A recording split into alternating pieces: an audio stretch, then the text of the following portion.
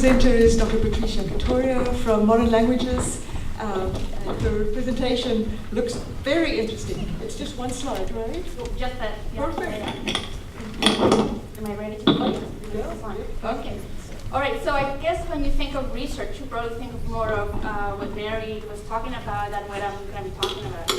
Because I'm in the Modern Languages department, so probably when you think of my department, what do you think of? Spanish or languages, right? So yes, we do teach languages in my department, but we also, in the upper level courses, we teach about content. And in my case, I teach about Latin American studies. And what does that mean in terms of research? So what I focus is on the human experience, and especially in the human experience of Latin American, of the Latin American region.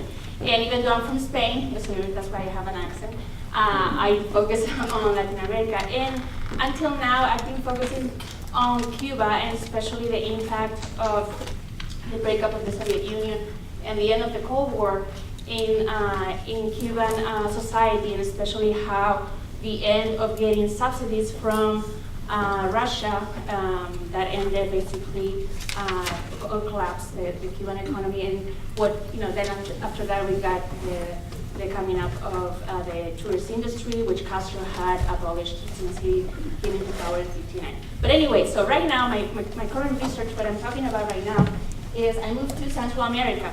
And so what I focus is on the idea of violence and through fiction, because in my field, in cultural studies, what I do is I look at how writers, not only writers, but also filmmakers, musicians, look at their societies through their work, so basically through their cultural production. So right now I'm focusing on recent novels that have been published since the 1990s, more or less, and I'm guessing that's where maybe you guys were born, am I right? In the 90s? Okay, that makes me even older. But I'm guessing you've heard about Rambo, right? Even though Rambo is from the 80s, is he still somebody you recognize? You've heard about? Okay, good. All right.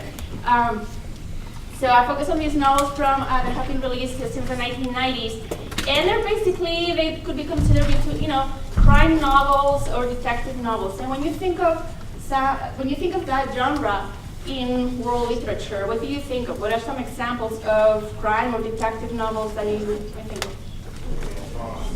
Sherlock Holmes. Okay, so basically, what's the premise of a Sherlock Holmes story? Would somebody say? Deduction, and there's a crime, right? But society has laws, and there's a government that's actually functioning, right?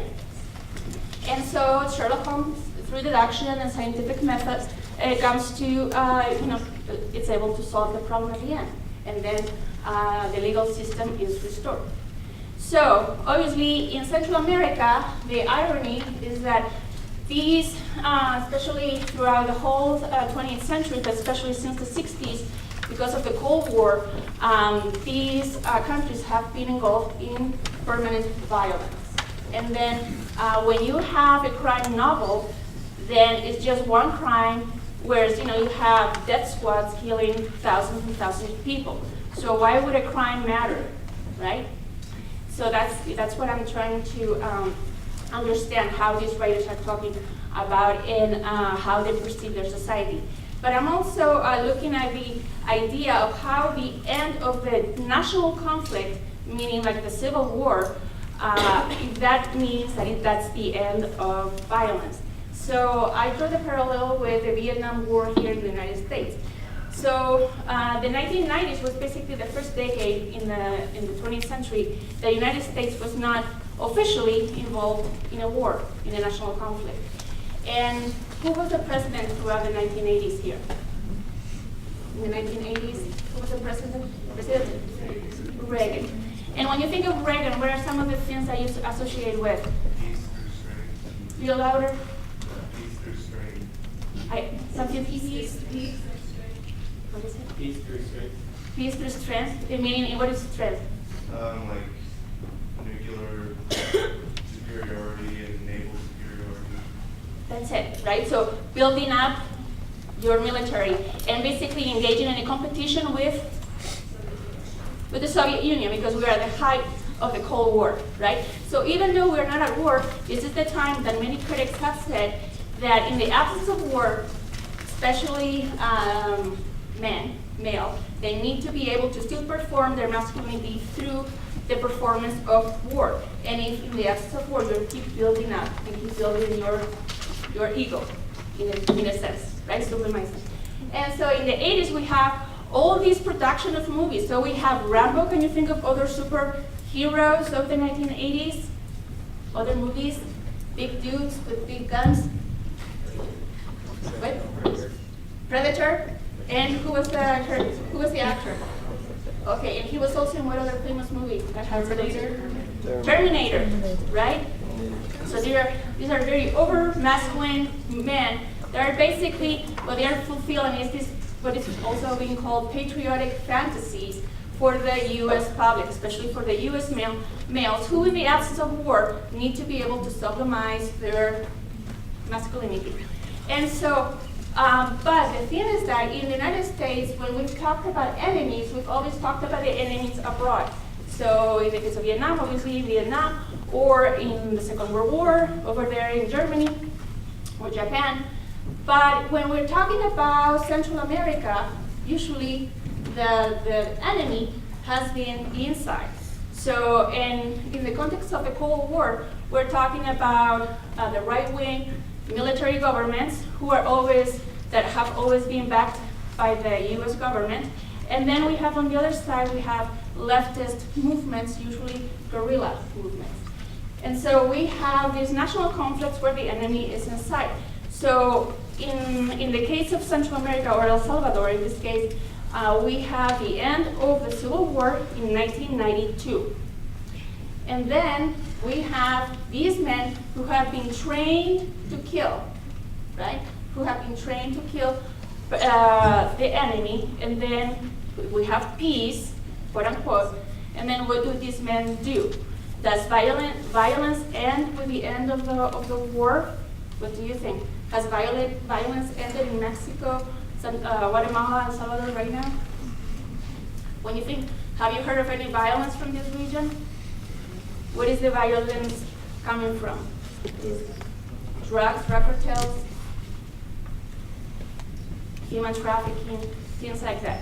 So even though the war has ended, we have become, these countries have become a paramilitary society, meaning like the violence has been outsourced to other sides of violence.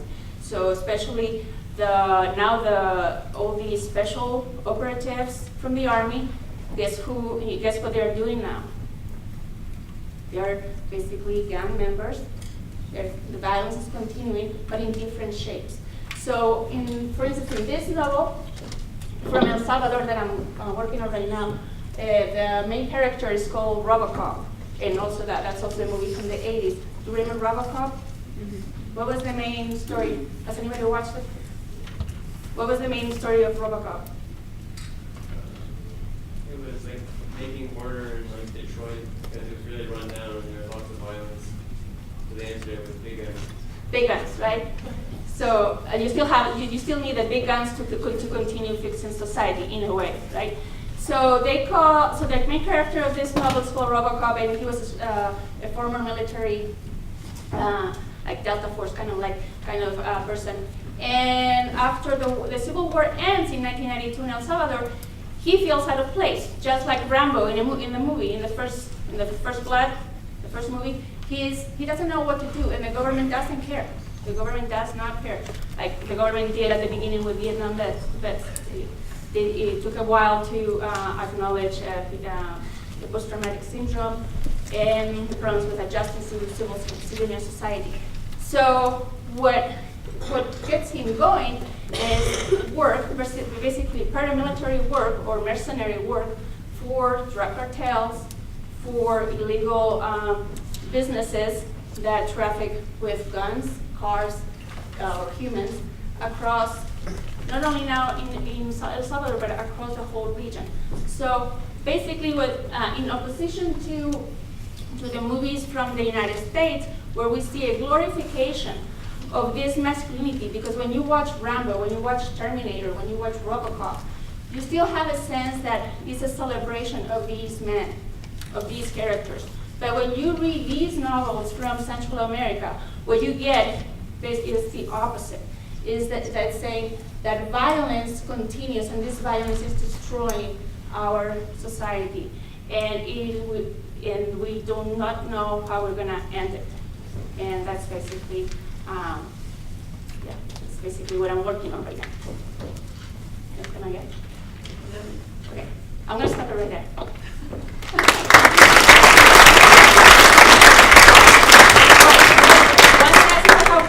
A little bit of a minute. So I don't have a lab. So, but I would encourage you, in order, of course, to, like I said, I do my research not only through novels. Obviously, I'm reading, I'm visiting these countries, talking to people, and reading the history, books and documents in the economics, in sociology, all kinds of fields. My field is very interdisciplinary. But I would definitely encourage you to go abroad, get out of your comfort zone, and study, especially a language, and get out there and meet people that you wouldn't meet here in my time.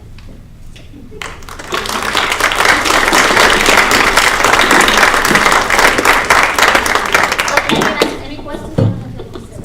Yes. Do you know how Umberto Baccioni's sculpture from 1915 ends up on the cover of that book? I have no idea. He's an Italian futurist sculptor and fascist. Fascist? I have no idea. That's interesting.